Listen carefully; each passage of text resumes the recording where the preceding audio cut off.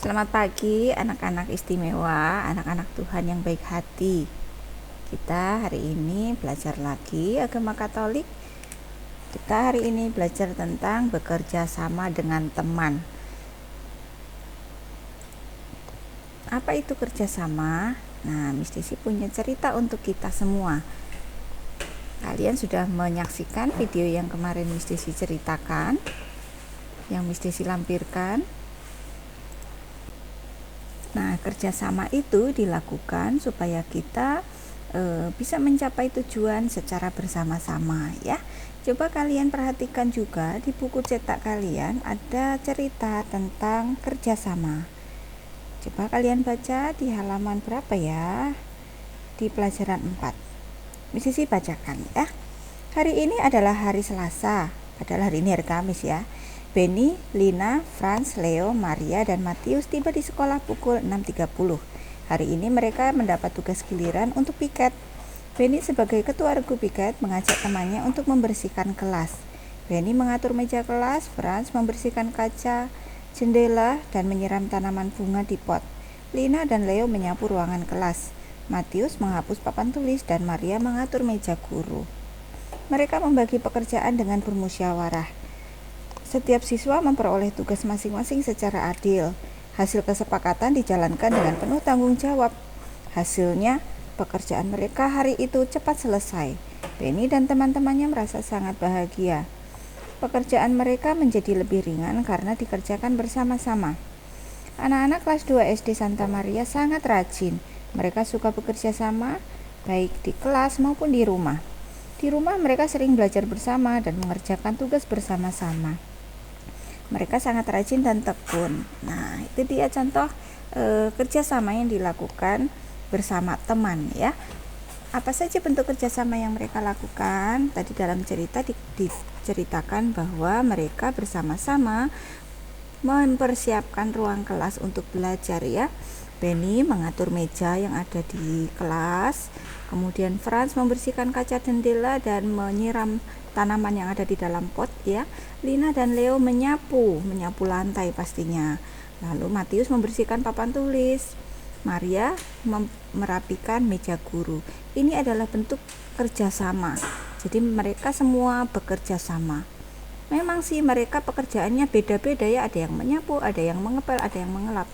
Nah, tetapi meskipun berbeda, tetapi mereka melaksanakan satu tujuan yang sama, yaitu membuat kelas rapi dan bersih.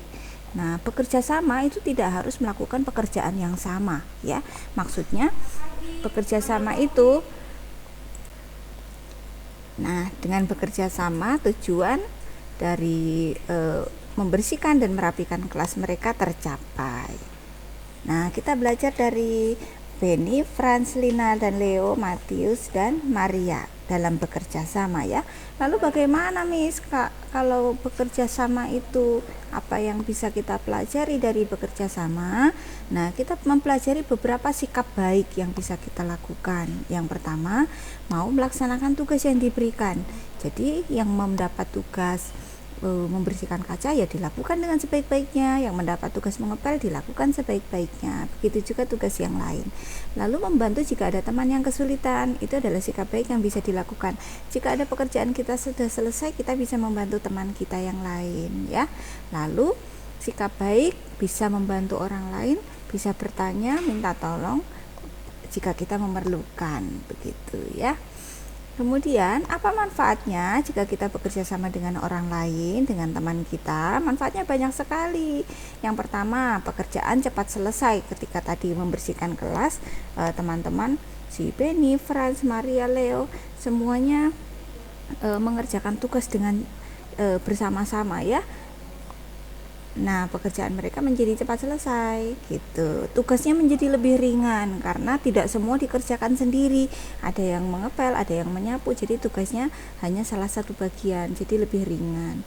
Kemudian menjadi lebih rukun dengan teman, menjadi semakin erat persaudaraannya, menjadi lebih dekat lagi bertemannya.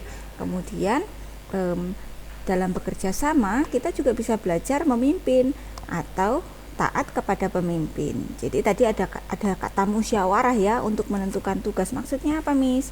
Musyawarah itu membicarakan bersama apa yang harus dilakukan waktu membagi tugas. Oh, aku tugasnya pilih menyapu aja. Oh, aku pilih mengelap kaca. Jadi semuanya dibicarakan baik-baik dan akhirnya mencapai keputusan bersama. Itu yang namanya musyawarah. Nah, kemudian kita belajar juga dari murid-murid Yesus yang bekerja sama. Bekerja sama untuk apa? Nah, ketika Yesus sedang mengajar di rumah salah satu muridnya gitu ya, banyak orang berkumpul mengerumuni Yesus. Nah, murid-muridnya Yesus bingung nih, ada satu orang lumpuh yang harus disembuhkan, tetapi tidak bisa masuk karena pintunya penuh dengan orang, tidak bisa lewat. Nah, maka murid-murid Yesus ini bekerja sama menggunakan cara yang unik. Mereka mengangkat orang lumpuh, kan orang lumpuh tidak bisa berjalan ya. Jadi orang lumpuh ini diangkat, kemudian dimasukkan ke dalam rumah yang tempat Yesus mengajar itu lewat atap rumah. Coba bayangkan, bisa tidak pekerjaan ini dilakukan oleh satu orang? Pasti tidak bisa, karena pekerjaannya berat ya. Harus membuka atap rumah, kemudian harus mengangkat orang lumpuh. Bayangkan, orang yang sudah dewasa itu kan pasti sudah berat ya. Kalau cuma satu orang yang mengangkat pasti tidak kuat. Jadi harus ada beberapa orang yang mengangkat. Begitu. Jadi berkat kerjasama para murid untuk mengangkat orang lumpuh ini, orang lumpuh bisa didekatkan dengan Yesus, dihadapkan pada Yesus, dan akhirnya Yesus bisa menyembuhkannya. Jadi kalau saya yang menjadi orang lumpuh, Yesus pasti akan merasa berterima kasih sekali kepada para murid yang mau bekerja sama ya. Dengan demikian, orang-orang yang bekerja sama ini bisa menjadi berkat untuk si orang lumpuh. Karena usaha mereka, orang lumpuh ini akhirnya bisa disembuhkan. Luar biasa sekali ya pekerjaan yang mereka lakukan untuk membantu si orang lumpuh. Nah, murid Yesus bekerja sama untuk mengangkat orang lumpuh dari atap rumah. Kemudian orang lumpuh itu akhirnya disembuhkan Yesus berkat para murid yang bekerja sama tadi ya.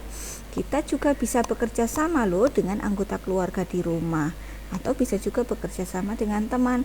Tetapi untuk saat ini sepertinya bekerja sama dengan teman hanya terbatas lewat online ya, tidak bisa bertemu secara langsung. Minggu yang lalu kita sudah membuat surat untuk membuat kartu untuk teman. Jadi kita mengungkapkan rasa rindu kita, cara bekerja sama, cara berkomunikasi kita kepada teman hanya sebatas komunikasi lewat online. Jadi untuk sementara mungkin ungkapan bekerja samanya bisa dilakukan dengan cara lain ya. Tetapi yang bisa kita terapkan sekarang adalah bekerja sama dengan anggota keluarga. Anggota keluarga siapa saja? Yaitu ada ayah, ada ibu, ada adik, ada kakak. Nah, coba apa saja yang bisa dilakukan? Di mana kita bisa bekerja sama? Tentu saja dimanapun kita bisa bekerja sama. Kalau di rumah misalnya membersihkan dan merapikan rumah bersama anggota keluarga. Kalau di sekolah biasanya kita selalu membersihkan, merapikan kelas bersama teman dan guru kan. Nah, kalau nanti kita sudah sekolah lagi, kita bisa menerapkan ini ya. Untuk sementara kita terapkan dulu yang di rumah. Lalu kita juga bisa bekerja sama di lingkungan masyarakat. Dengan cara apa? Biasanya bapak-bapak itu mereka mengadakan kerja bakti, membersihkan lingkungan di sekitar rumah, membersihkan selokan, membersihkan taman atau fasilitas umum. Fasilitas umum itu apa sih, Miss? Fasilitas umum itu misalnya jalan atau fasum gitu ya kalau di komplek. Jadi yang biasa digunakan untuk kepentingan